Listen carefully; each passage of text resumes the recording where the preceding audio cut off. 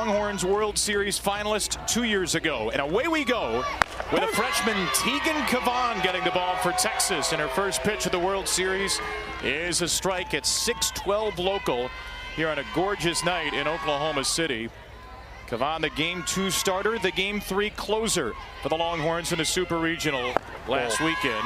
And she begins with a ball and a strike to Taryn Kern. Stanford 48-15, 17-7 in the Pac-12, and they added Taryn Kern out of the transfer portal, the second transfer in Stanford softball history. And this is what Kern does. She takes pitches with an on-base percentage north of 500. There are the numbers for Kern, an All-American at Indiana a season ago. Ball. Tegan Cavan, the freshman, likes to throw that rise ball, and Stanford as a team just hitting 205 off of the rise ball. Just a freshman, and Tegan Cavan gonna have to work through some nerves. Every game that she has pitched this postseason has been the biggest game that she's ever pitched in. Here's her 2-2. Kern finally swings, and she misses. A rise ball for a strikeout begins Tegan Cavan's World Series. She loves to expand the zone with her rise ball. She can throw it on multiple levels. She can throw it through the zone and out of the zone, and then mix in that changeup, that rise and her changeup, a pitch that she learned this year with head coach Mike White, is why she has been so tough to hit as a freshman. Up in the zone is where she gets her most swings and misses with her rise. Working on Kira Chan. That pitch deemed to be out of the zone by Steve Gold, tonight's plate umpire. Jim Bertuzzi, Cameron Ellison, and Chad Steers around the bases from first to third. Chan, another part of this special sophomore class for Stanford, had a nice NCAA tournament. 318 with an OPS of 830 as she takes ball 2. And we had a session change here. We had a session 1 attendance record, Oklahoma and Duke, after UCLA, Alabama. Here's a fly ball to the left from Chan. Bella Dayton drifting into foul territory, puts it away. So don't be alarmed that you see some empty seats right now, because we had an attendance record in the first session. But the first session started a little bit late because of some rain and lightning in the area. So fans are still piling in now. They are streaming down the aisles. They are heading for the bleachers, and this place is going to be jam-packed pretty soon. Freshman Ava Gall chases the first pitch she sees from Cavan for strike 1. Stanford is going to have to deal with that pitch all night long with Cavan in the circle. She throws her rise ball 79% of the time. That's the pitch she goes to. Gall chased it again. And if you're Tegan Cavan, this is exactly what you want to see in the first couple of hitters in your first World Series game. Hitters chasing that pitch, that's going to help you get comfortable very fast. She struck out Gall twice when they faced off in the regular season, and she gets a ground ball here through the box, a base hit. The freshman Ava Gall makes the adjustment after swinging through a couple of rise balls for Stanford's first hit. So the pitch before that Ava Gall swung at was a pitch that is out of the zone, and even on the first pitch of the at-bat, she helped her out. It was about at her eyes that she chased, so no need for Cavan to bring down her rise ball to this location with 2 strikes. That is a missed pitch, a mistake. Just a freshman mistake for Cavan out there in the circle, and a freshman took advantage of it at the plate.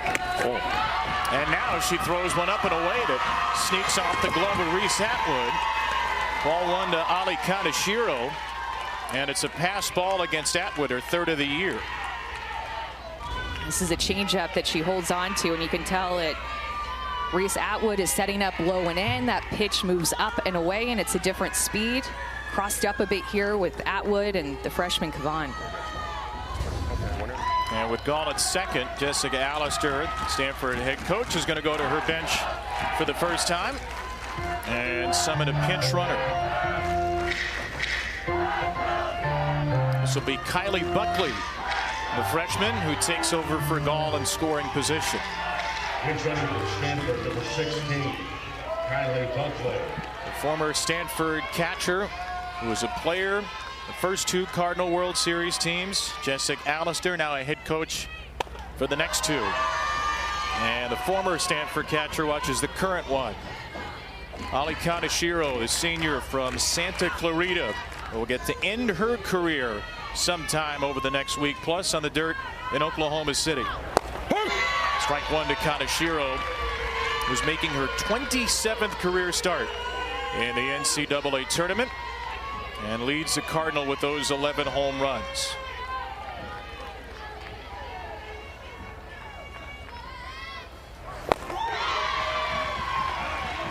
See a big swing and miss there for one of those lower rise balls on the outer half from Kavan. Sure, her heart is just beating like crazy out in the circle right now. Another 2-strike, 2-out pitch, and Kaneshiro flicks it foul. Well, Tegan Kavan last weekend struggled against Texas A&M in the Austin Super Regional. To be fair, every Texas pitcher struggled against a game A&M team. We're seeing a little more ferocity and some more swing and miss stuff already with that rise ball. Got the final out of that Super Regional in a 1-run game with 2 on a changeup. Kaneshiro drills it foul. She was all over that pitch, but a little in front. Yeah, that was a pitch that was a mistake down the heart of the plate, and Kaneshiro, a senior, the home run leader on this team, just recognizes it and puts one of her best swings, but just foul. 7th pitch coming. And there's a changeup to end the inning. Tegan Kavan puts a 0 on the board in her first appearance. It's the best pitcher against the best lineup in softball. Here we go. Bella Dayton moved into the leadoff spot today. She takes one low. Dayton was batting 9th for Mike White's team the last 20 games. She had a great Super Regional, and Mike White pushes her back to the top where she was to start the year. 2-0 from Kennedy to Dayton. Texas begins with 3 lefties: Dayton, Mia Scott, and Vivi Martinez.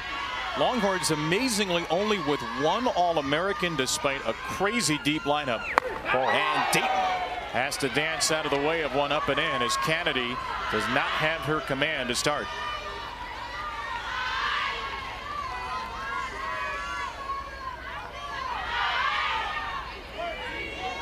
The senior they call postseason Bella takes the game's first strike from Kennedy, 3-1. Texas second in the nation, 8.1 runs per game. Mike White's team only behind Miami of Ohio in that metric. Second best on base percentage in the country. And Nitri Kennedy has seen this team once in a Stanford win in Austin. February the 24th, 8 innings, gave up 3 runs, struck out 11 as the Cardinal won 4-3. Payoff pitch. Dayton takes strike 3.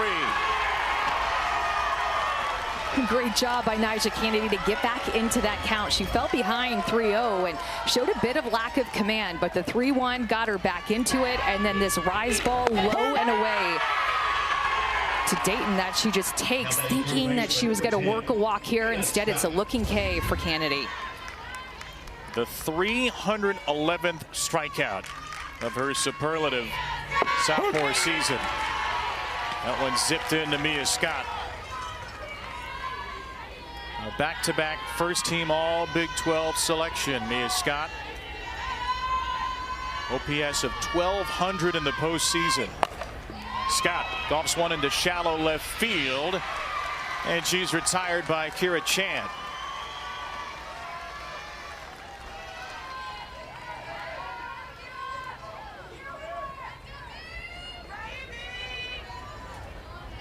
So Vivi Martinez will bat for Texas.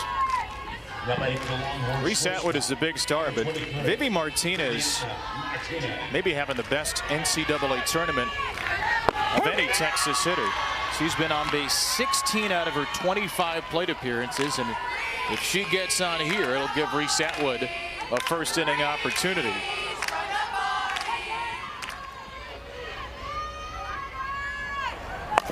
Martinez on the ground to second. Kennedy Atwood round one will have to wait for the second. It's a 1-2-3 first seed with that tough non-conference. They went 7-1 in Pac-12 series. Remember, Stanford before Jessica Allister got here was 4-68 in 3 years in the Pac-12. The 3 years before Jessica Allister came from Minnesota. That ball popped up Kaylin Koch, and that will get out of play for strike two. Simply put, Amanda, we've seen one of the best coaching jobs in the country over the last 7 years. Yeah, and she gets to do it at her alma mater, and I mean, she would be a passionate coach anywhere that she went, but it's just even more special when you get to coach at the place that you play at and put on the same colors and that same logo of the place that you love so much and spent so much time playing at. Our own Jessica Mendoza said, Stanford alum that she is, there's not a better person who embodies and understands what it takes to be a Cardinal. Stanford, a World Series semifinalist. They've gone 2-2 each of their 3 trips to the World Series. A couple of shutout wins last year over Alabama and Washington. Kaylin Koch waits back on that off-speed pitch from Tegan Kavan and flies out to Caden Henry in center. Well, and this is a different team, a different roster. They had a different journey to get here to the Women's College World Series and what they went through last year, where she was like, we trailed like one time before we got to the World Series. No elimination games. And this year they've had elimination games at both regionals and super regionals to get here, back against the wall, and has been through a little bit more adversity than what the journey was to get here last year was like. Ball.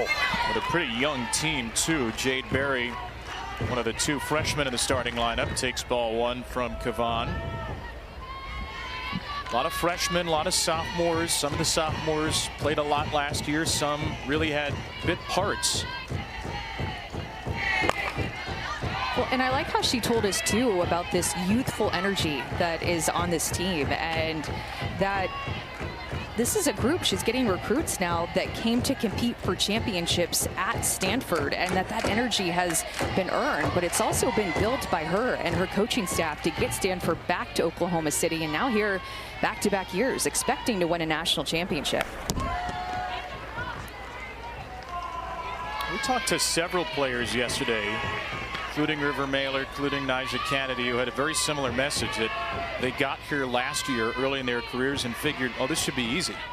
And then they quickly found out in postseason play this year it would not be easy. They lost 8-1 to Cal State Fullerton on regional final Sunday. They lost 11-1 to LSU in game 1 of the super regionals. But they turned it around in both cases. 3-0 in elimination games, and they are back in Oklahoma City. In many cases a year wiser with some freshman energy. And the freshman Berry has the game's first walk. 1 out base runner for the Cardinal.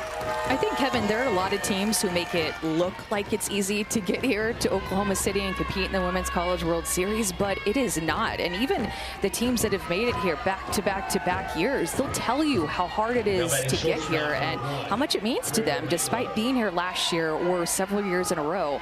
It is so difficult to get to play here. Here's one of those sophomores, River Mailer. Strike one from Kavan. Mailer has taken a big step forward in the postseason this year. Last season was 1 for 20, 7 walks in the tournament. Mailer lays down a bunt here. Kavan fields it, throws low to Katie Stewart. Sacrifice bunt moves Berry to second, but there are 2 outs. This is just such good barrel control by River Mailer and understanding her role and what her job is to execute this bunt. Look at how high this pitch is, but she still gets the top half of the ball to get on top of it. That is a rise ball that most people are going to pull their barrel back on or pop up, but not River Mailer with her barrel control. Ball. Now, normally you wouldn't bunt to get to the 8-hitter with 2 outs. Emily Jones, however, is no ordinary 8-hitter. She struggled in the tournament, but she leads Stanford in batting average at .337. Her on-base percentage of .396, second.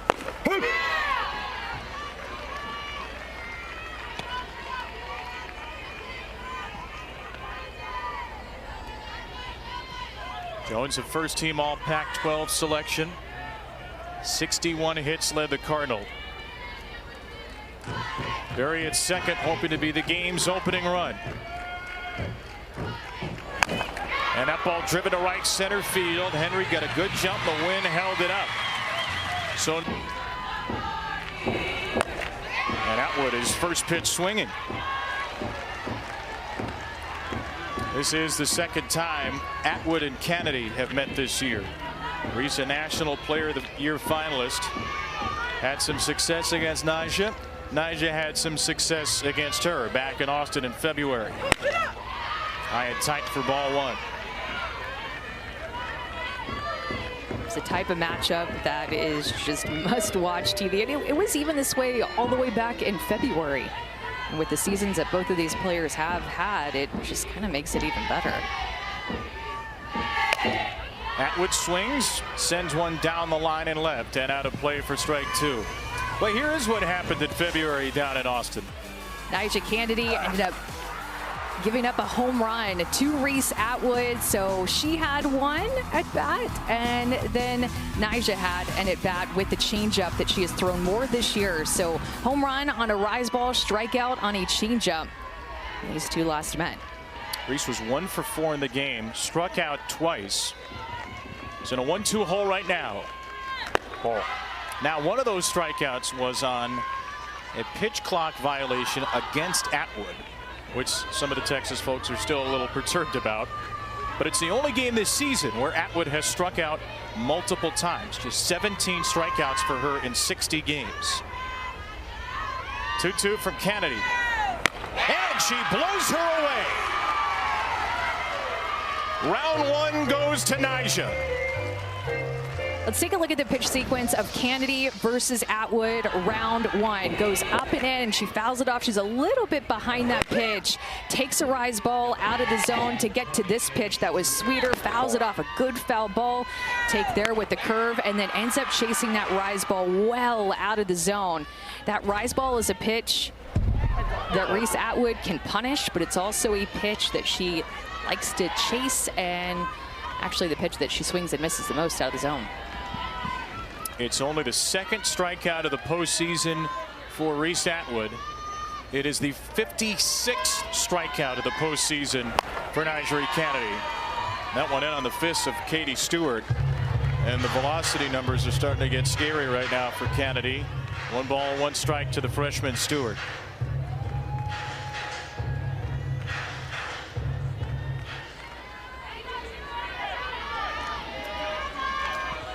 Stewart, a freshman RBI record for Texas, 53.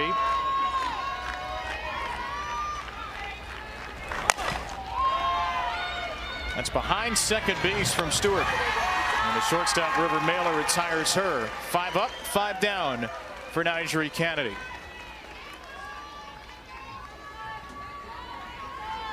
The National Player of the Year in the NCAA. Of course, that means she was the Pac-12 Pitcher of the Year, first-team All-American. She was also the pitcher on the Pac-12 All-Defensive Team, Nyjah Kennedy. She is a sensational athlete.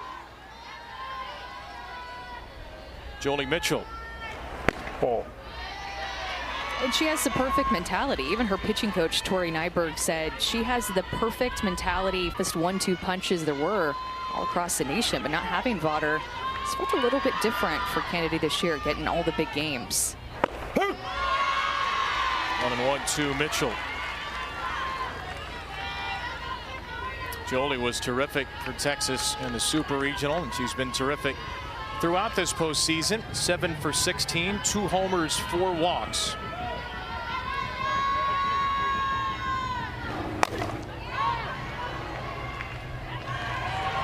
Another 2-strike count for Nyjah Kennedy. Her first 2 of these have ended in a strikeout.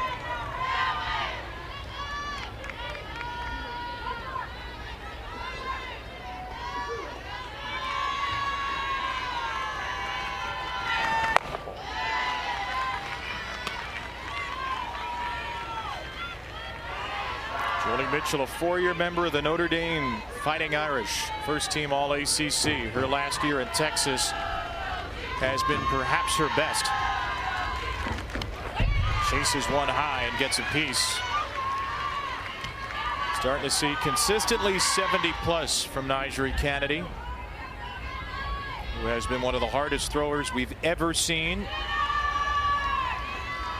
Leading the nation in ERA back-to-back seasons. She's the first pitcher to do that since 2007 and 2008. Angela Tincher of Virginia Tech. From .57 last year to .52. And a changeup locks up Mitchell. 2 more strikeouts in the inning, the first against the nation's most fearsome hitter. On a day where UCLA and Oklahoma, those 19 combined national championships, have already won. Caitlin Lim, the number 9 hitter for Stanford, takes a strike from Tegan Cavan. Cavan, her first appearance on the World Series stage, has allowed a hit and a walk, struck out 2. And Lim, a little tapper back toward third. Mia Scott throws her out. So Stanford's tried to play small ball a couple of times against Tegan Cavan, and they don't have much to show for it. And first time through the order, Tegan Cavan had 6 swings and misses. So a good sign for her, especially, Kevin, when you go back to that super regional and think about how much contact there was off of her in terms of balls put in play, foul balls, hits off of her. You can tell she's really feeling good with that rise ball and a little mix of the changeup the first time through. Yeah, that's super regional against A&M. She had just 8 swings and misses, 125 pitches. So 6 in the first 2 innings and 32 pitches tonight. Taryn Curran, one of those strikeouts the first time through. And an 0-2 count on Curran, who is as patient as it comes. She told us that the joke when she played travel softball with her teammates was that she was better hitter with 2 strikes. It's not always a joke. She says, I like to see the pitcher's best stuff, and I figure by the time it gets to 2 strikes, I've seen it all. There's nothing that can blow by me. She gets a piece of this 2-strike pitch from Cavan. She gets right on top of the plate, too. That's something that she said happened a little bit more as a freshman in college, not something that she had always done in travel ball, but she has always worked the count. She is 3rd in the nation in times being hit by a pitch, 22. 55 walks, 7th in the nation in walks per game. She's also struck out 49 times. Ball. A lot of those strikeouts are looking, though, in the first inning. It was her first swing and miss at the NCAA tournament. The rise ball, strike 3 from Cavan.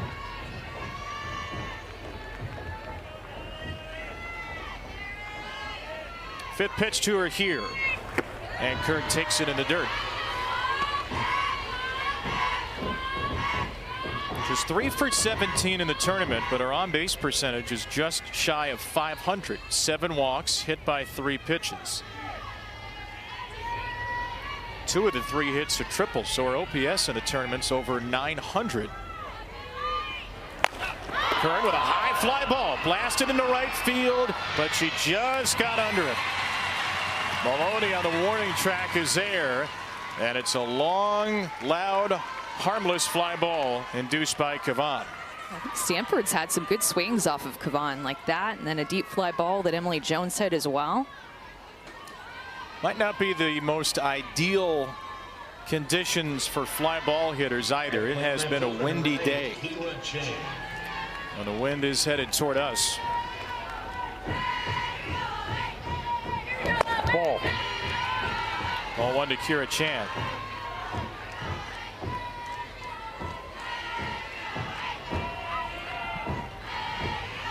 Third team all Pac-12 sophomore Chan.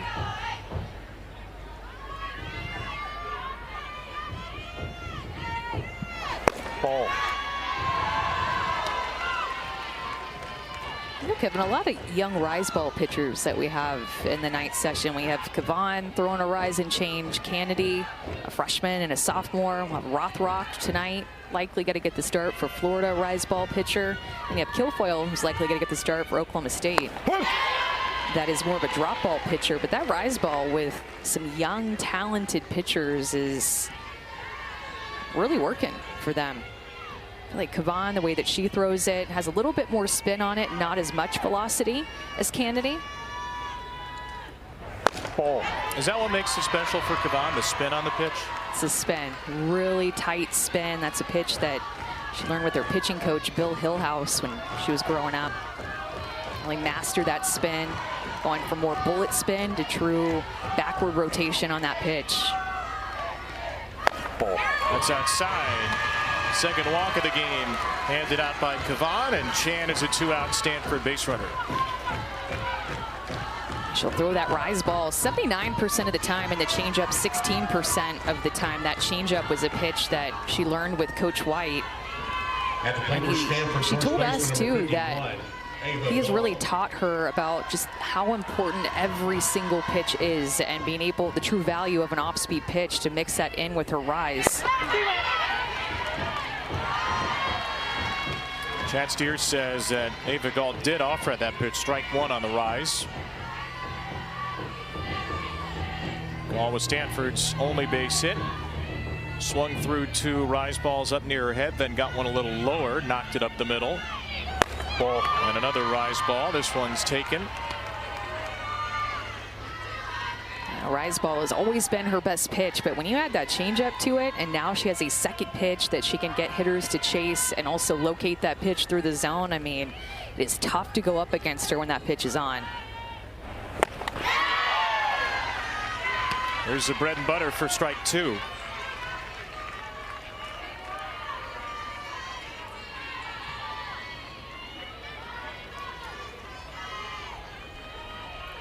Freshman versus freshman on the World Series stage. Tegan Kavan coming to Texas out of West Des Moines, Iowa.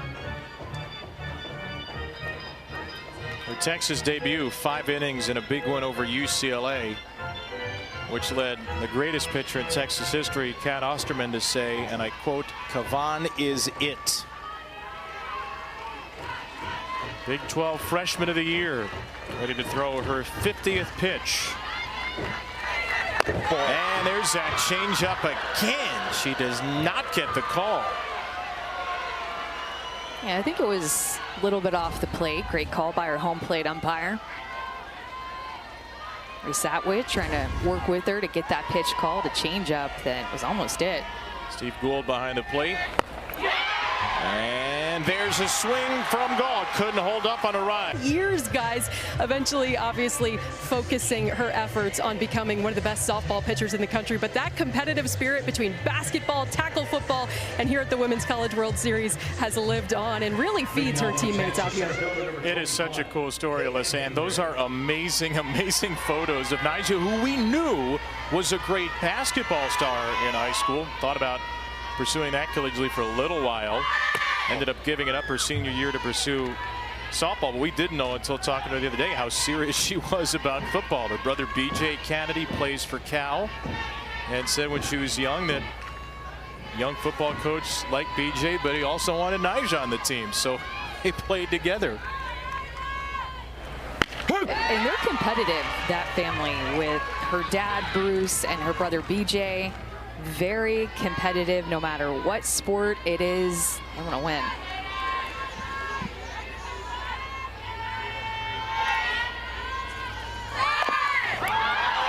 A bunt from Henry to third. There's the first Texas base runner. Caden Henry, the freshman, with a bunt base hit. Caden Henry is special because she can hit for power, but then she can lay down a bunt like this. She is so fast. As soon as she saw that ball down, she took a step and she was at her fastest speed, getting the top half of that rise ball to be able to lay a perfect bunt down out in no man's land. Nobody can make a play on that. Heck of a base runner at first right now for Texas and Henry. Alyssa Washington, and the Texas captain takes strike 1. If you've been watching Texas all season, you've gotten used to the C on the uniform. If this is your first time, Alyssa Washington right there, the first captain under Mike White, the first player to be named captain in Texas softball history. That one gets away from Kennedy, off the glove of Kaneshiro, and Henry darts to second. So a bunt base hit and a wild pitch, and the Longhorns have a runner in scoring position to start the third. Look at how Kaneshiro tries to catch this. This is the definition of a cross-up, and that pitch is just really uncatchable with the speed and the mislocation from Nyjah Kennedy there that Kane Henry easily going to get to second.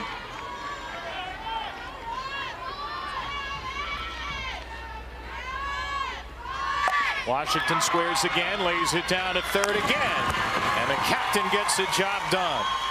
Successful sacrifice for Alyssa Washington, and the game's first run is hanging out at third with one out.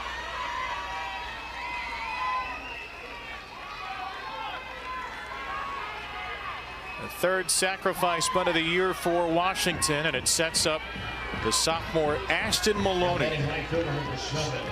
Ashton Maloney.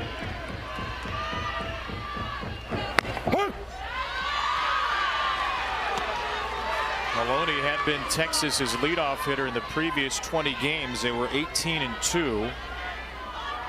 Had a tough super regional back in the 9th spot. She has only struck out 9 times this year.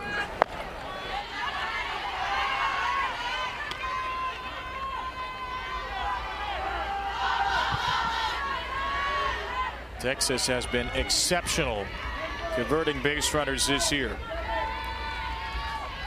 Trying to bring in the first one, the #1 team in the World Series.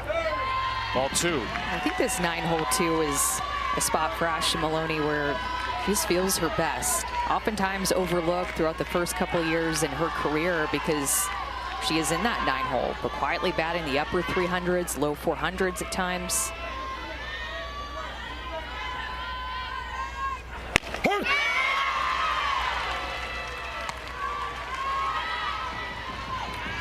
Maloney has Texas's best 2-strike batting average.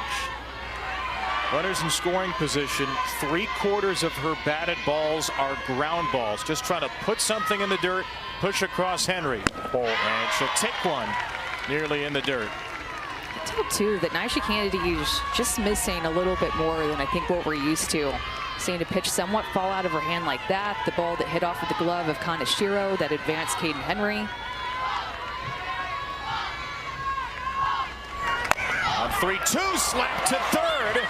That is off the glove of Berry. It is a fair ball. Even though the ball landed in foul territory, it hit the glove of Berry fair, and the Longhorns have them at the corners. Great barrel control here by Ashton Maloney to get the top half of the ball to create more of a line drive. That ball was well struck with 2 strikes and ended up actually getting more so with the bottom half, but she hit that well. Good contact by Maloney with 2 strikes to turn over the order for Texas. Only 4 teams in more than 4 decades have lost on day 1 and won the national championship. Second and third, 1 out. Bella Dayton with a pop-up. That is going to get out of play and into the hands of a Texas fan. Oh no, it's a Tennessee fan. It's a different shade of orange. Gotcha. Booked his tickets early, unfortunately for him, but he's still enjoying some great softball. And then you have the OSU orange behind him too. Ball. He's just making it feel more like a home game for the Texas players. They don't care what shade of orange is on their side.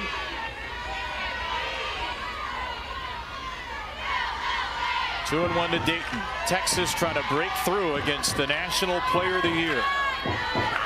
And Bella hits a ground ball that sneaks towards second. It's backhanded by Kern. 1 run is in. Maloney, however, is tagged out at third. Texas does take the lead, though. Bella Dayton with an RBI single off of Nyjah Kennedy, and #1 Texas has the game's first run. Texas using their short game and their speed in this inning. What a play by Taryn Kern to keep that ball on the dirt and then to be able to get Ashton Maloney with the perfect throw from Kaneshiro. Heads up defense by Stanford to be able to get that important second out. I mean, the play by Taryn Kern at second base was almost like she was catching and diving it for a pop fly back behind her. That throw made the tag at third base. That is a critical play for Stanford defense with where Texas is at in their order. So runner at second as Dayton went to second on the throw to third. It's an RBI single. And ball one to Mia Scott. Off the bat, I thought for sure that was headed to center field. That, we'll see, that could be a game-saving play by Kern. Long way to go, but a big out to get.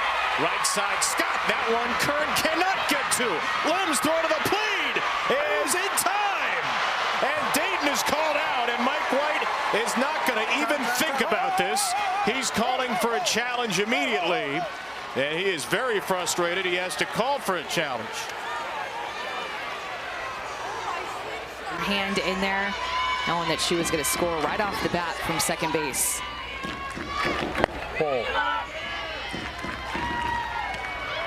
Mia Scott has had a monstrous NCAA tournament, a monstrous junior season. She made it to second on the throw home. Here's Vivi Martinez, sixth batter of the inning.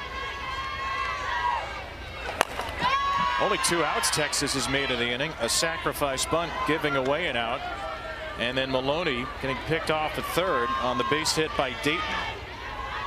So these have been 5 consecutive quality at-bats against the nation's most fearsome pitcher. Popped up by Martinez. And the left fielder Chan makes the play. Texas. The start, and what'd you say to her before this one? Well, we needed to shut somebody out in the first couple of innings, and we're able to do that. I think she controlled it pretty well. Obviously, had a couple of base runners on, a walk and a hit, but overall, she's doing pretty good. Looking at what Nyjah Kennedy has thrown at your hitters so far, how have they been able to adjust to get those runs on the board? Well, we just got to get the ball in play, get on top of it. You know, we started to chase a little bit early on there, but you know, she's a great pitcher, and it's tough sometimes. Thanks, Coach. Good luck. Thank you so much. Hook 'em. That's the Big 12 Coach of the Year, Mike White. That's the Big 12 Freshman of the Year, Tegan Cavan. That's the #1 team in the country. Texas with a 2-0 lead, 3 hits with runners in scoring position, and Cavan has thrown a gem so far in her World Series debut. Yeah, I think that she's looked great. I mean, if she's feeling nervous, I don't think that it's really shown in her outing up to this point. And a lot of swings and misses with that rise ball and working that changeup. That's surprising them that they're taking. First pitch popped up. Ali Kaneshiro, Katie Stewart, and foul territory puts her away. And Tegan Cavan has retired the leadoff batter in all 4 innings.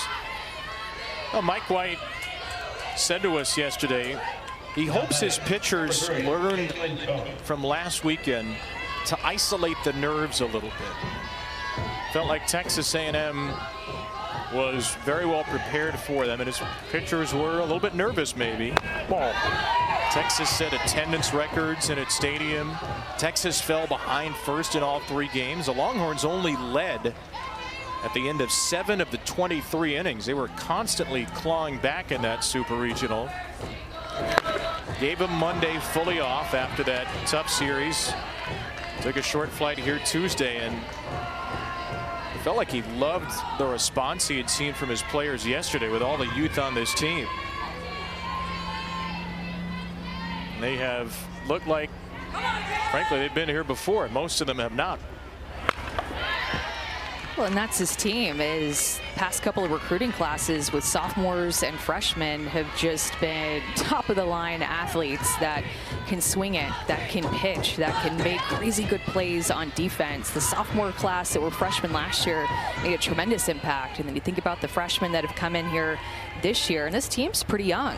Both Stanford and Texas are fairly young.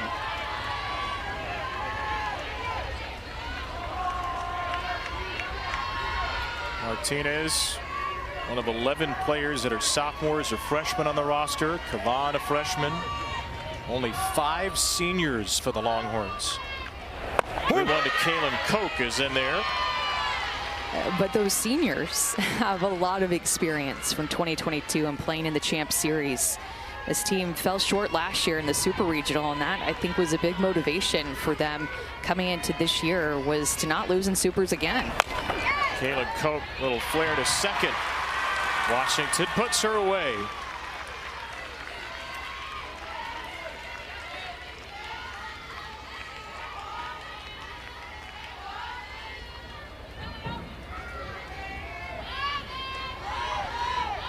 Two down for Jade Berry. Now batting third baseman, number 10, Jade Berry.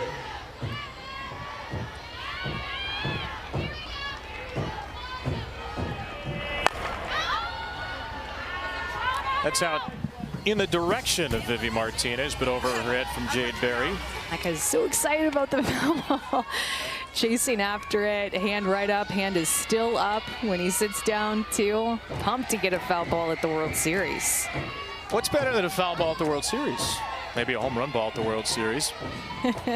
Saw a bunch of those in the first two.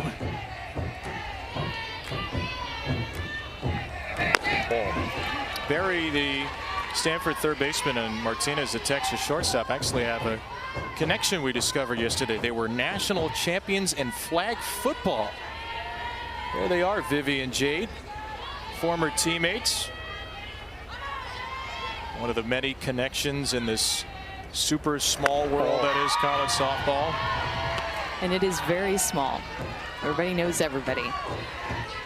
Vivi said that she was a quarterback a couple of times, but mostly stuck to wide receiver. Jade Berry was a great receiver as well.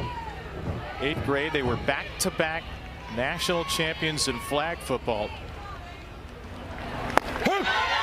So we had Nigel Kennedy, who was an offensive lineman playing tackle football. There's Martinez and Berry, who played flag football, which is a good message to any kids watching. If you want to be a great softball player, play softball, but play everything. As many sports as you can. Berry couldn't hold up. There's another strikeout. And the first 1, 2, 3 inning of the night for the fearless freshman Kavan. To meet with her a couple times. What's been the message to her throughout the night? Yeah, I think just continuing to pitch her game, pitch aggressively, throw to good lanes, change speeds when needed, and just, yeah, be aggressive in the circle. What have you told your hitters to try to bring some runs across here? Yeah, I think we're actually, you know, we had some at-bats that inning that weren't as good, but I think early on we've had some pretty good at-bats, got some pretty good barrel, and we just need to stick with it. There's a lot of game left. And the last thing we need to do is panic. Instead, make decisions on pitches and try to get a good swing off on a good pitch. Thanks, Coach. Good luck. Thank you. Melissa, thank you. And here we go for round 2 between Reese Atwood and Nigel Kennedy. Here's what happened in the first. Yeah, going back to the second inning, Reese Atwood led off the inning there too, and she chased a rise ball well out of the strike zone. Those are the types of swing and misses on that rise ball that Nigel Kennedy can get even against the best hitters. One of only 3 swings and misses tonight for Nigel Kennedy. We really struggled the third inning. Texas had 4 hits and a sacrifice bunt and 6 batters. 2 runs against a pitcher who leads the nation with a 0.65 ERA. 2 runs is a veritable monsoon. 2-0 for Reese Atwood. Nigel Kennedy won the National Player of the Year, and we asked her about it. She said, I was surprised. I thought it was going to be Reese. The other finalist, Lexi Kilfoyle, will see her tonight for Oklahoma State.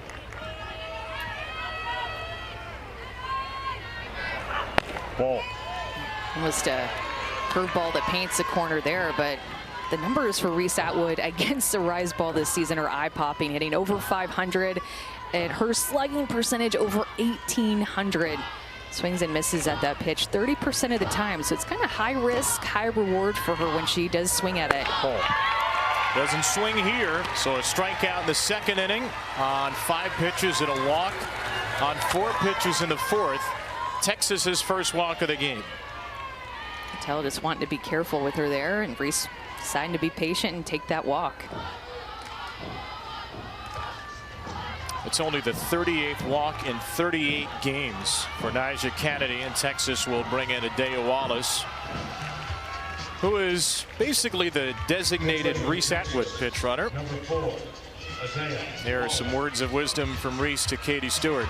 Well, and that's something, taking the walk, that Reese Atwood has been so much better at this year. 24 walks now for Reese. She only walked 3 times as a freshman last year.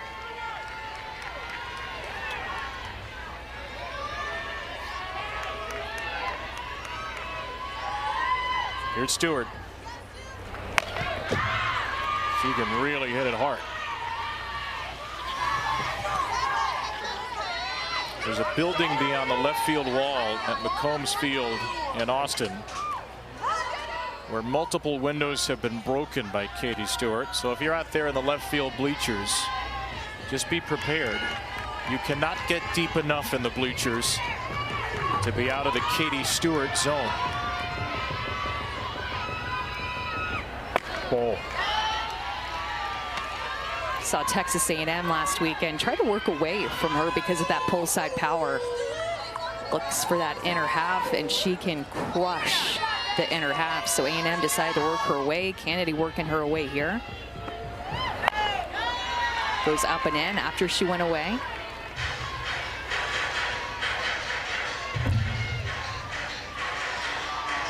Last year, Vivi Martinez had 52 RBIs as a Texas freshman. That was the record for all of 1 year.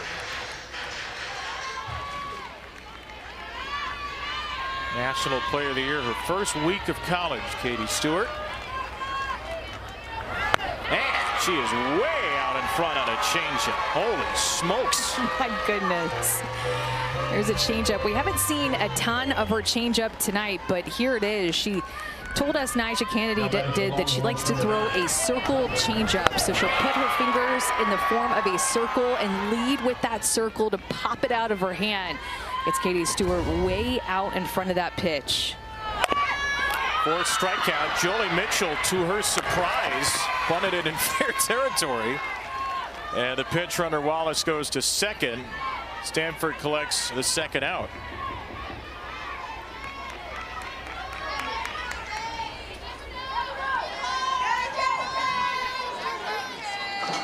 Texas has done a nice job of getting the top half of the ball when it comes to putting a bunt down. That's 3 now. That rise ball is tough to handle when trying to bunt it. Great barrel control tonight. Here's Caden Henry. For all the home runs Texas hits, their offense is a lot more than that. They are a multi-dimensional team. Came into the game with 68 infield singles, 15th in the nation. 41 bunt singles, 5th in the nation. Nyjah Kennedy with a quick visit over to the Stanford dugout.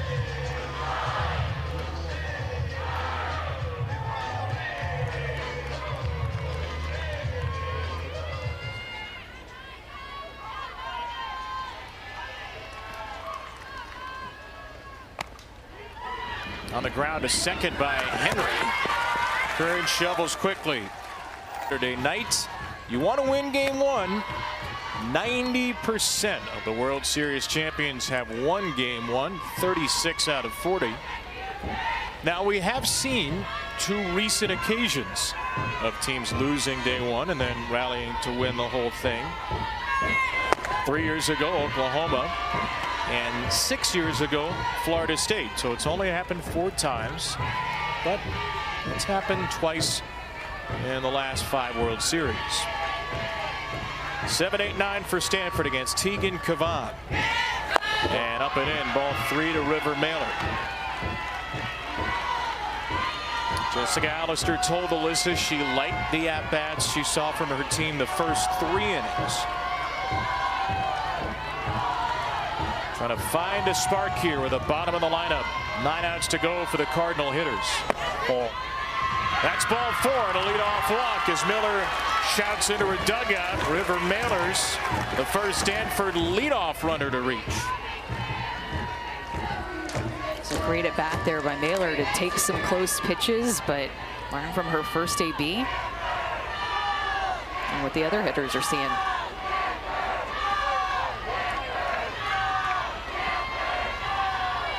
Now Emily Jones, as one sophomore passes the bat to another.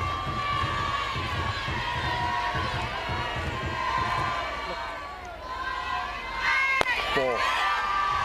Jones was an infielder last year, and with the graduation of Taylor Gindelsberger, took over the full-time center field job. Tournament numbers are tough, but the season numbers are terrific. And after ball 1 to her, Patty Ruth Taylor takes the circle for Texas. Well, guys, we talk about Stanford needing to get some offense going. Emily Jones here at bat. She was telling us yesterday that in the fall, when they're facing Nyjah Kennedy and they're going through practices with her, that really instills confidence in the entire lineup as hitters. She said it makes you feel like you can hit anything if you can get anything off of Nyjah. So you have to imagine in a situation like this one, facing the talented freshman in the circle for Texas, that confidence could come into play here. Well, especially, Alyssa, against a pitcher like Tegan Cavan, who also throws more up in the zone, like her teammate Nyjah Kennedy. A little bit different, but still is great preparation to see Nyjah Kennedy, her rise ball at 72 up at your eyes, and then go against Cavan's rise ball that's a little bit more spinny than Nyjah's, but still the same approach. You see the ball down, getting the top half of the ball. Cavan's 70th pitch. Fouled away. Emily Jones was one of the Stanford players to tell us about Jessica Allister and her many sayings. I'll paraphrase one they hear all the time. Timid stinks. Careful stinks. Be the aggressor. They started to do that in the fall. They've carried it all the way through this difficult postseason run, winning 3 elimination games. Jones hangs back and fouls away a 1-2. It was Emily Jones who told us, too, that she was ride or die Stanford. She went to a camp in 8th grade, and she knew she wanted to play for Stanford whenever she got to college. Now getting to do it, the Women's College World Series again.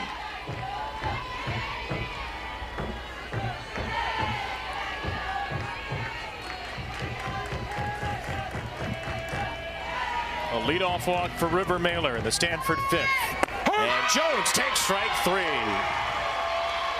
Another knee knuckler of a changeup from Cavan.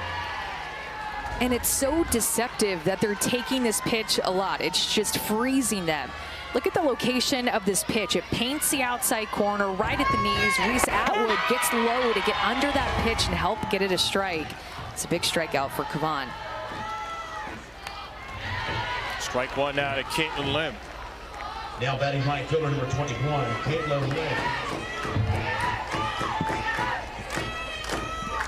Ever since Reese, ever since Tegan Cavan threw that super regional ending changeup to Amari Harper, it feels like that pitch has leveled up. 3 of her 5 strikeouts tonight on the changeup. It's a pitch she doesn't even throw 1/5 of the time. Ball. And it's what makes her so tough with 2 strikes, too, because you want to be more aggressive early in the count because hitters are hitting 0.87 off of her with 2 strikes. It's actually an even better average with 2 strikes than Nyjah Kennedy. When you say it's an even better fill in the blank than Nyjah Kennedy, eyeballs bulge all across America. Not by much. Kennedy is 0.90 with 2 strikes, and Cavan is 0.87. Anytime you're even in the same zip code as that young woman, you're doing something special. Fouled away, still 1-2 for Caitlin Lim. Welcome. Outside of that 3rd inning, Kennedy has twirled another terrific outing. 3 hitless innings if you take away the 3rd, but Texas got to her with 2 runs on 4 hits in that inning, and the Longhorns have both of the runs in this opening round game. 1-2 for Lim. On the ground left side, this will be Scott, the 3rd baseman, getting the lead runner Mailer at second or not. Well, hang on a minute now. The Texas dugout gate swings open as Mike White emerges, maybe to use another challenge. And was Washington on the base here with possession of the ball? Yeah, I'm so interested to see how this played out when we get another look in the replay at second base, whether River Mailer, who has great speed, by the way, read that ball right off the bat, got a good jump, and Mia Scott kind of took her time. You can tell doesn't have a great grip on it. Oh, and an unusual way that Alyssa Washington had possession of the ball, where it hits off of her glove and then gets stuck in between her forearm and her body. Interesting. It's still possession at the end there. The question is it possession beforehand? Mike White's not calling for a challenge yet. The umpires are getting together. And an All-American from a season ago, Taryn Kern. And Kern with her typical first pitch take. This time it's inside. Bevo's not looking so stressed on the head right there. Strikeout and a long flyout for Kern, who can turn this game around with one swing. Season ago hit 22 home runs for Indiana. That was 3 fewer than the entire Stanford roster. This year she's hit 7.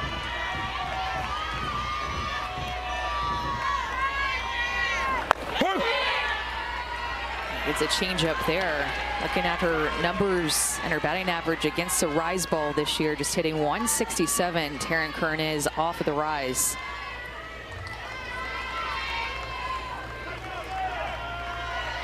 Fielder's choice E4. Put Mailer at second, Limit first with only 1 out. And Kern unloads on strike 2. It's a good swing there.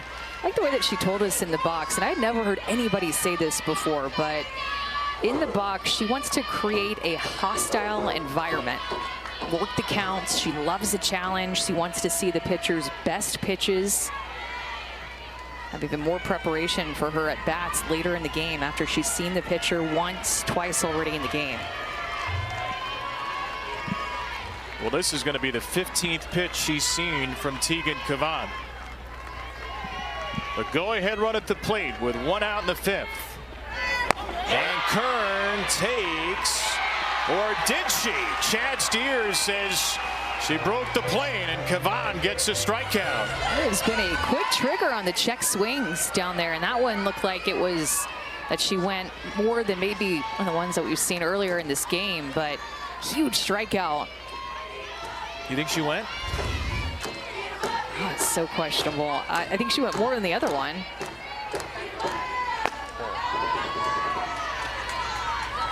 Now batting left fielder number 8, Kira Chang. For what it's worth, our rules analyst Christie says good call. Broke the plane, strike 3. So 2 Ks in the inning for Cavan. That is Kira Chan with the inning in her hands in a 2-0 count.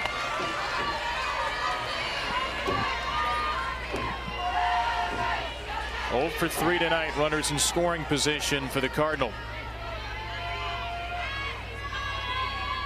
They still only have 1 hit. That was Ava Gall's single on the 3rd. Since it opened in 1987. 2-0 pitch. This is the 42nd Women's College World Series, most of which have been right here, now known as OGE Field at Devon Park. There are a couple of friendly faces in the Texas cheering section. It's little JC and Kat Osterman.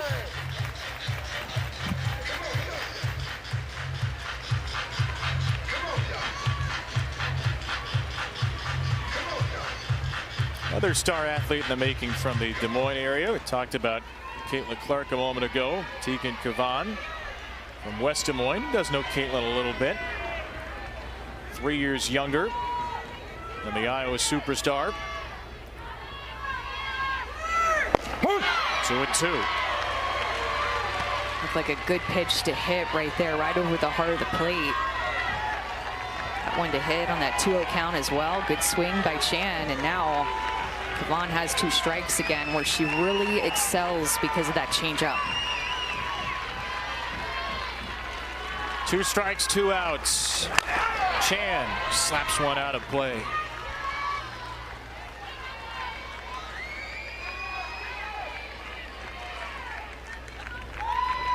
With 2 outs, well, you give the 2 strike numbers. With 2 outs, batters are just 140 against Tegan Cavan. So 2 out, 2 strike. Basically a blue moon scenario to reach base against her in these moments. And Chan will ground one to second, and she will not reach base against her. Cat and JC enjoy it. So the batting average actually has gone up at the bottom of the order this year. 4 hits, a sac bunt in that inning for the Longhorns. The only 2 runs in this opener at the World Series between Texas and Stanford. Cardinal lost their opener to Oklahoma last year, won the next 2 before dropping a 9-inning heartbreaker to OU in the semis. 2-0 for Alyssa Washington here. And sometimes winning games here, Kevin, isn't about the home run or the perfect game and no hitter. It's just about executing the game plan off of a pitcher like Nyjah Kennedy. And the bottom half of the order did that in the 3rd. Washington flies out to left. She's 0 for 1 after that sacrifice bunt. She's not getting a ton of swings and misses like she normally does. Texas has a good approach off of her tonight. Now batting right fielder number 43. Danny Hayes, a new left fielder for Stanford here in the bottom of the 5th, made that play.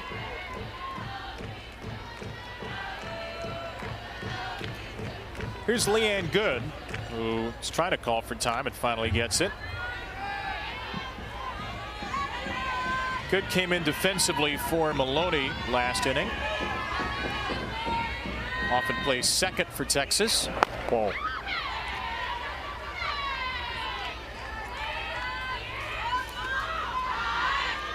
Numbers are down this year, but Good had a terrific 2023. It's a fairly regular starter for the Longhorns. I've seen a lot of Tori Nyberg today. I think that we've seen Nyjah Kennedy have the best stuff tonight, Kevin, and even look at her velocity when she's feeling her best or her loosest. She's throwing 73, 74, 75, and a lot of 68 to 70 here tonight. Not nearly as many swings and misses as what she's used to. It's just a different pressure, too. Remember, this is the first time that she's pitched since being named National Player of the Year. A lot of expectations. I think any former National Player of the Year will tell you that. I've talked to Danielle Laurie a lot about that. And she's also pitched a lot in the postseason. There's Danielle. Whoa. And Madison Chipman and Pam Ward. Danielle, you're on camera. Don't sweat it. We'll see you in a half inning. Good into right. Lim makes the play in fair territory. But she's pitched 80% of the innings in the NCAA tournament coming into this game. And last year was just over 50% when she had Elena Vodder. She had thrown almost as many pitches in the entire postseason last year as she had coming into the World Series this year.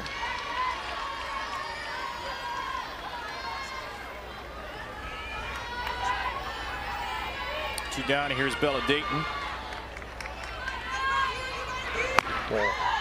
8th NCAA tournament game for Stanford.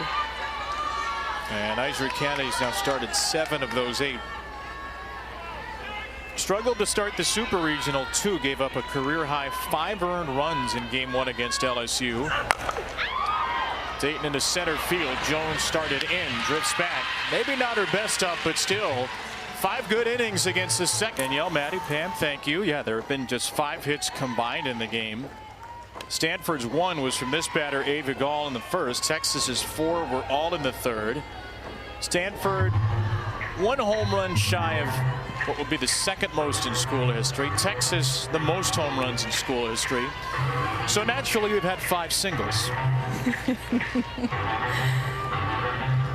Waiting for fireworks potentially. There have been sparks flying in the circle, though, out of Tegan Cavan's right arm. The freshman drawing the opening assignment at the World Series for Texas. The only hit from Gall was on a 2-strike pitch, an 0-2 pitch in the 1st. Since then, Cavan has walked 3. No other Cardinal has reached base safely. 0 for 14 with 3 walks, 4 strikeouts since that base hit. It's that changeup that she has thrown a lot, but got to rely on her rise ball. I mean, it might look tricky, like some of these lower pitches could be a screw or a curve, but it's her rise ball that she relies on close to 80% of the time.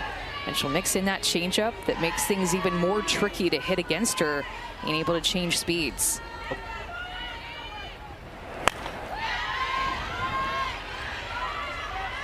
And Coach White told us earlier this year when recruiting Tegan Cavan, she was my mission one. Saw her at a camp and asked her about her changeup, actually, an off speed, and gave her a grip to work on there at that camp. So that's where they first started to work together and form a relationship.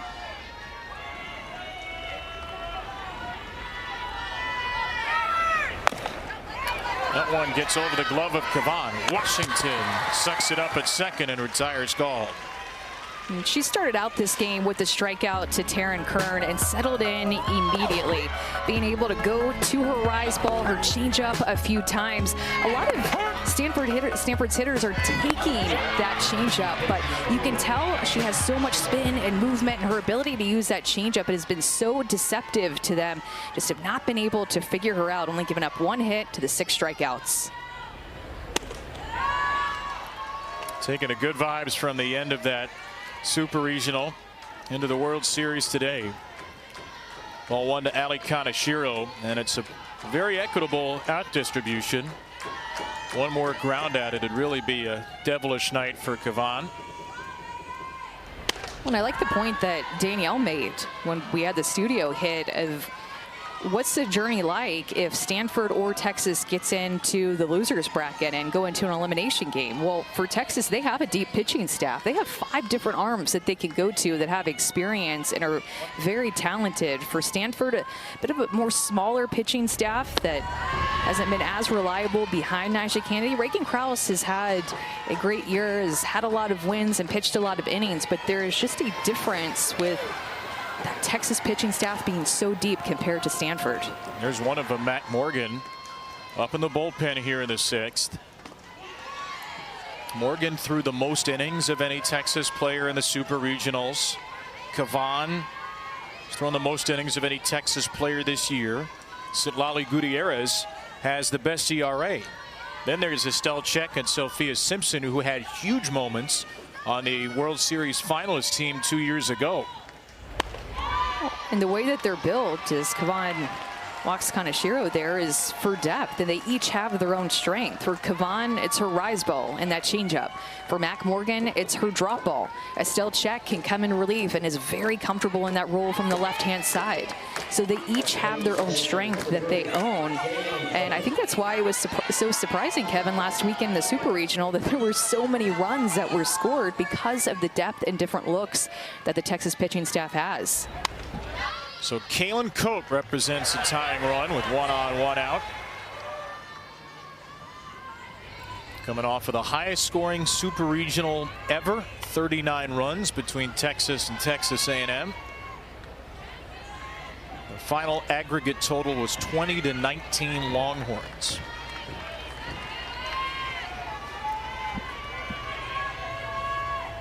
Cavan's 100th pitch is too tall for Cope, who does have some power. 6 home runs on the year, 11 doubles is tied for the team high. A 3rd-year starter who was off to a great power year last season before suffering a torn ACL 30 games into the year. Cope pops it up. Washington's there for out number 2.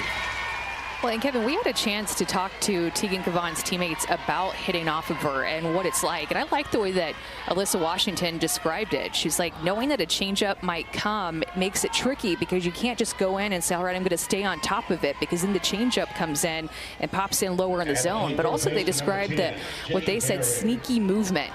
You don't really realize how much it breaks and how late it breaks. That ball sneaks away from Atwood. That should be the 2nd pass ball against Reese Atwood in the game as Kaneshiro takes 2nd.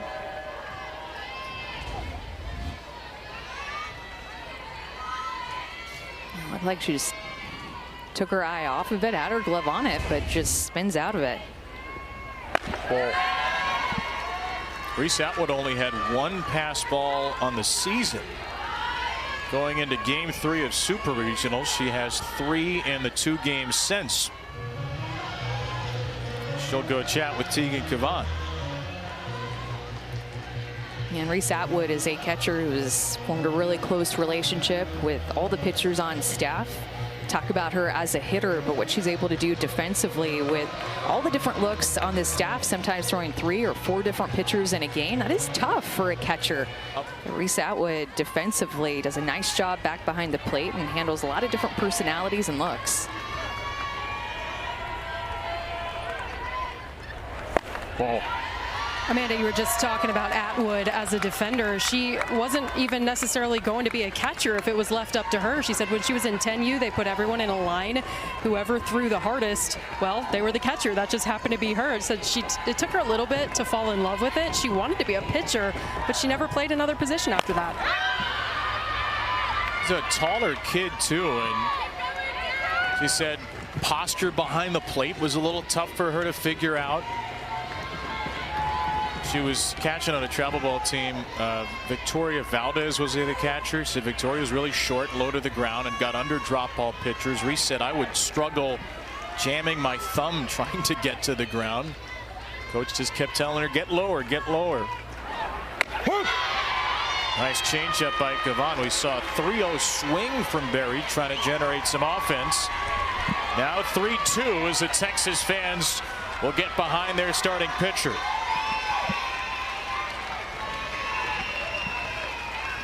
A freshman Berry, the tying run with 2 down in the 6th.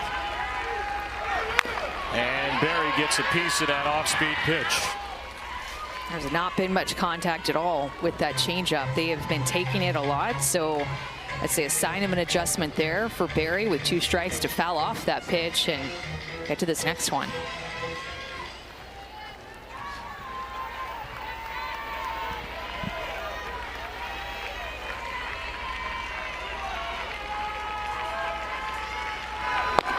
Berry takes strike 3.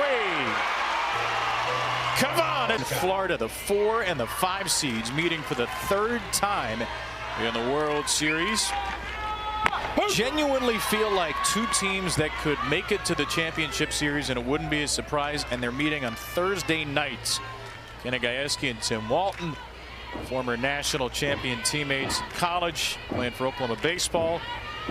Same coaching staff at Florida, won national championship there, and those 2 very good friends will try to put a dent in the other one. That game's going to come up around 30 minutes or so after the conclusion of this.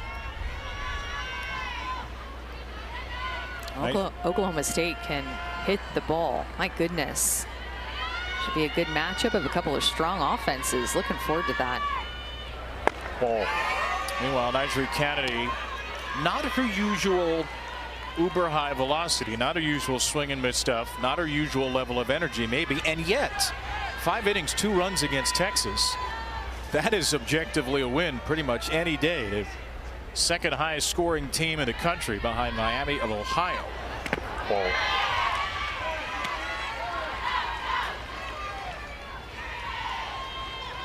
"37 appearances entering today, 25 starts.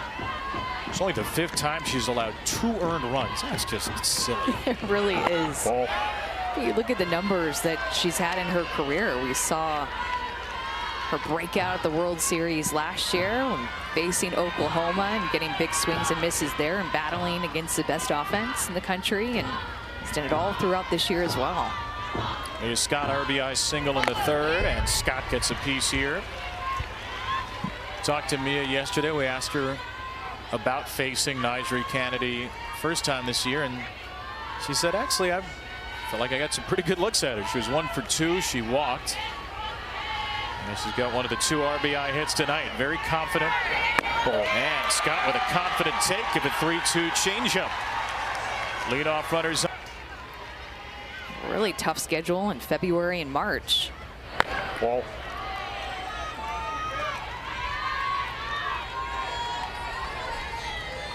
Once again, Tori Nyberg after a first pitch ball. I think that's 3 times after a first pitch ball she's come out.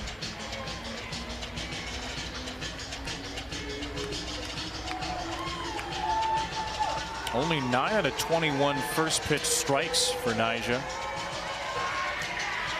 to me, she just doesn't quite have the same energy. And I mean, only she really knows how she feels and what's behind that. Maybe she's thinking, I don't know what you're talking about, Amanda. I have the best energy I've ever had out here at the World Series. I don't know, but to me, who's watched her pitch a lot, just something seemed a little bit off. Pumped up by Martinez. And Berry comes in from third to retire her. So Reese Atwood and Nigel Kennedy for a third time. First at bat, Kennedy struck her out on a 2-2 rise ball. Second at bat, Kennedy walked her on 4 pitches. The Player of the Year finalists. And on the third at bat, Atwood lines to third. A first pitch swing, and Jade Berry collects the second out.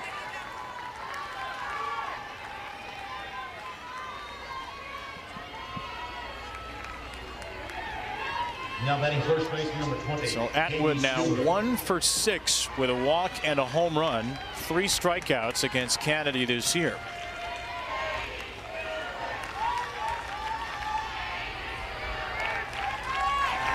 Ball.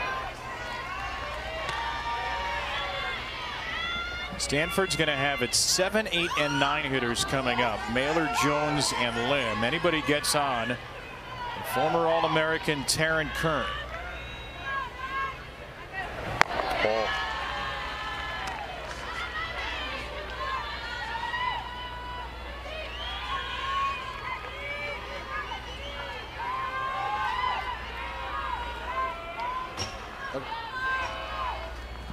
Ball. Remember, Texas sprung to life late time and again in the Super Regional against Texas A&M. Their at-bats seemed to grow in confidence as the game went on. Stewart thought she had ball 4. First 5 innings of the Super Regionals, 4 runs. 6th inning or later, 16. In the 6th inning alone, Texas scored 12 in the 3 games against A&M. And they got 2 runners on here. Walks to Scott, and Stewart set up the senior Mitchell.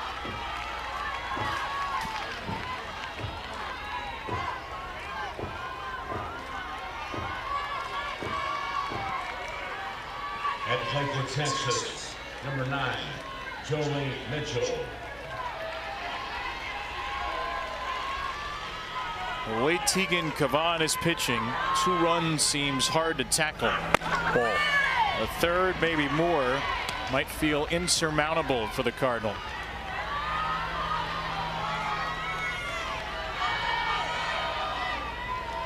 Mitchell a strikeout, a sacrifice bunt. Falling behind here after 2 walks in this inning. First time through the order, she had 3 strikeouts against Texas. Second time through the order, just 1. No strikeouts yet the 3rd time through.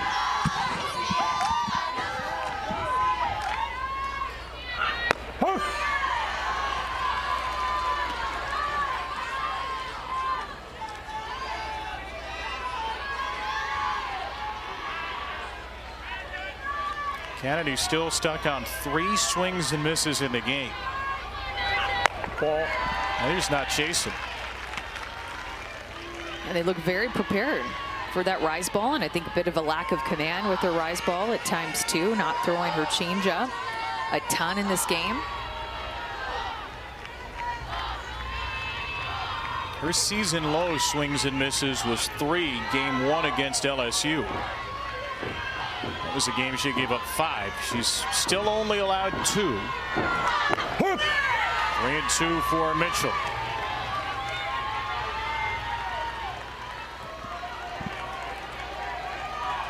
Scott and Stewart get a head start here. 3-2, 2 out, 2 on. 2-0 Texas. And Mitchell takes ball 4. A 3rd walk in the inning. And the Longhorns load him up.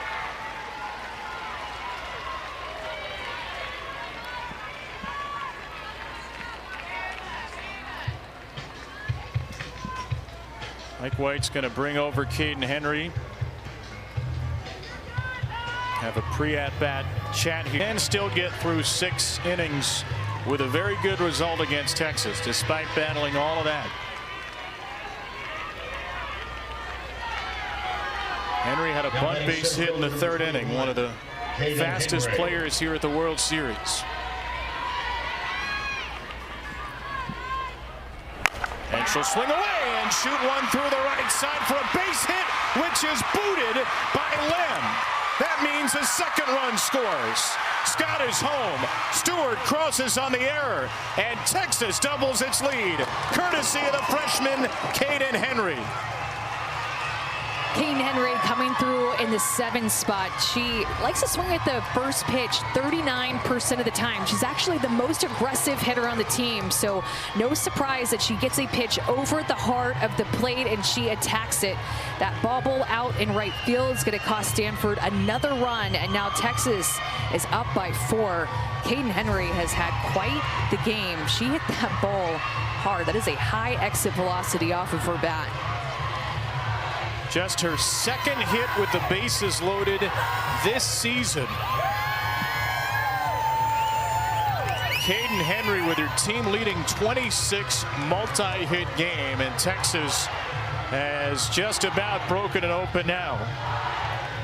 And the Longhorns will send up their fearsome freshman pinch hitter Victoria Hunter.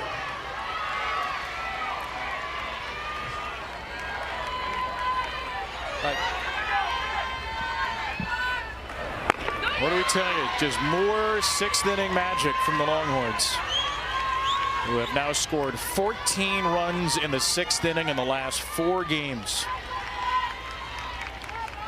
Hunter drove in 4 of them. Game 1 against A&M with a pinch hit grand slam, and there are the 4th and 5th swings and misses induced by Kennedy back to back.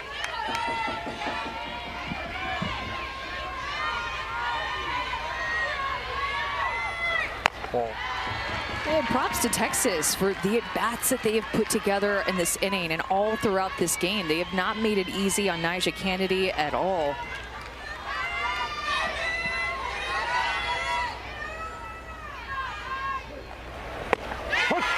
Strike 3 to Hunter. The inning ends. Texas gets 2 more and a Caden Henry hit. Last chance to dance for the Cardinal coming up. The 13th World Series game. 2 or fewer runs, 10 of the 12. Amazing thing, they're 6-6, which tells you how good their pitching has been despite the lack of offense. They won 2 games last year, both shutout wins. And Stanford opened the World Series last year getting shut out by Oklahoma 2-0. They would win the next 2 before falling to OU in 9 innings in the semis. River Mailer fouls one away, and tonight the Cardinal had a hit from Avigal, 3rd batter of the game. They're 0 for 17 with 4 walks since then against Tegan Cavan. They're 0 for 13 in 2 strike counts since then. Cavan has been attacking early, attacking late, and dominating this lineup. Well, and props to Texas for a fast start in this game to be able to score first in the Super Regional. They were constantly playing from behind. They lost game 1. And then even going back to the regional, Coach White talked to us about not liking the intensity of which they played in their first game to open up the NCAA tournament.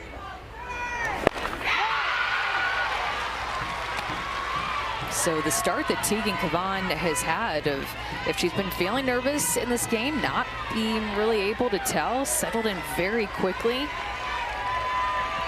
Has been able to locate her rise ball and throw her changeup whenever she's needed to. Mailer down the line and left. Bella Dayton sprinting into foul territory, puts her away.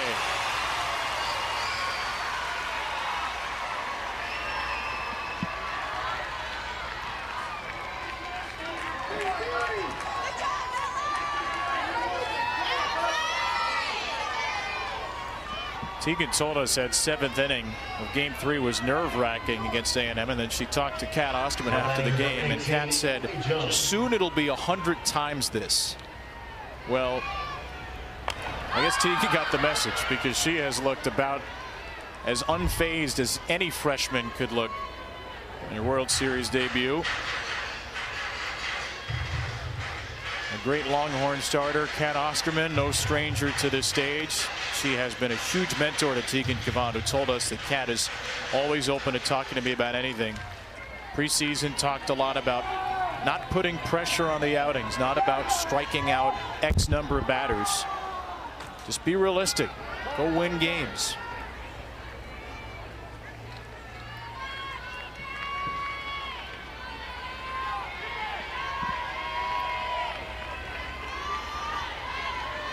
On 1 for Emily Jones. When she's been so good that Stanford hasn't even gotten a runner to third base against her, and unable to even execute or advance runners against her when they have had runners on due to the walks.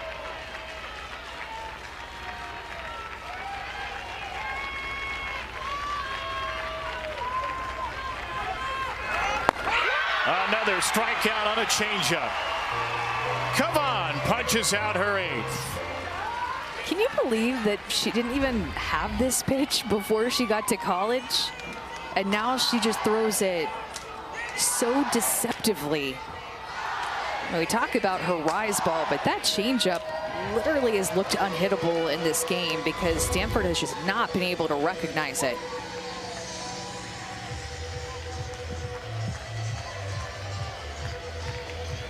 Struck out a career high in the regional final against Northwestern. Tegan Cavan, she punched out 12 in that game. She's got 8 tonight.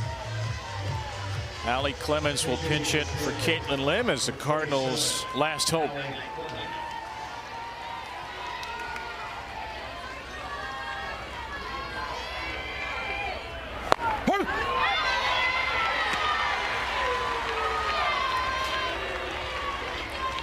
Oklahoma State and Florida to follow. It looks like the winner of that game will get Texas.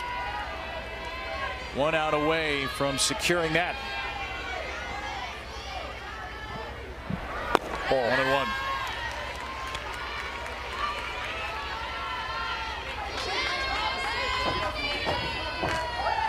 Just an 0-2 rise ball left down the middle.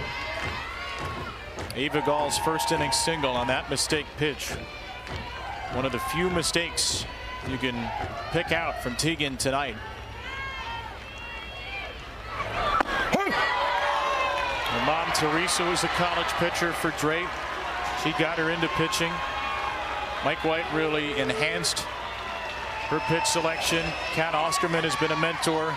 A lot of folks feel like that young woman is a star pupil right now, and a star she is. 1 strike away from a shutout at the World Series. Clement stays alive.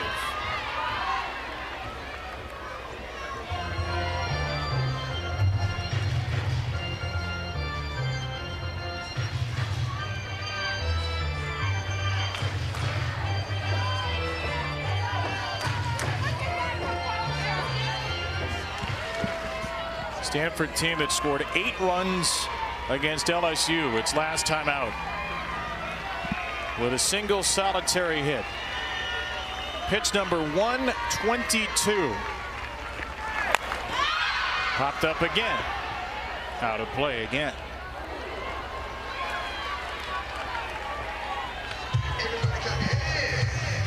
Make for an interesting couple of days for Texas if the Longhorns secure this. An extra day of rest for their pitchers. You go back to Cavan or Morgan or Gutierrez. Endless options in the circle, it feels like. Tegan Cavan's put herself at the front of the line. A little ground ball nubbed foul, and Clemens is making her work for that 21st out. And that's why it always is such a tough decision with the Texas pitching staff, because they have so many different arms and looks that they can go to. They can throw it based off of the matchup. They can throw it maybe a Mac Morgan, who has the bulldog mentality and loves to pitch in the big games, doesn't show as many nerves throughout the season. On the ground is short. Martinez backs up, Spears throws, and ends it for Texas. Tegan Megan Cavan twirls a one-hit shutout in her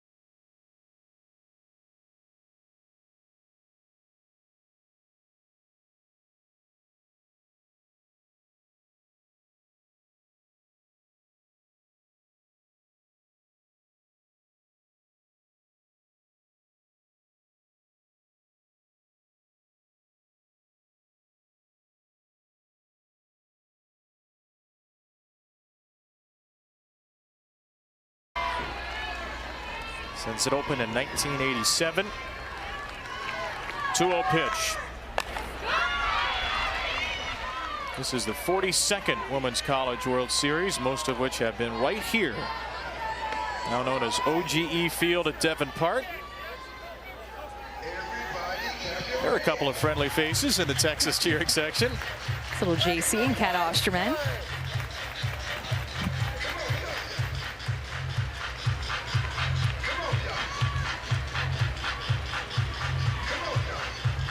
Another star athlete in the making from the Des Moines area. We talked about Caitlin Clark a moment ago. Tegan Kavan from West Des Moines. Does know Caitlin a little bit. 3 years younger than the Iowa superstar. 2-2. Looked like a good pitch to hit right there, right over the heart of the plate. That one to hit on that 2-0 count as well. Good swing by Chan, and now Kavan has 2 strikes again, where she really excels because of that changeup. 2 strikes, 2 outs. Chan slaps one out of play.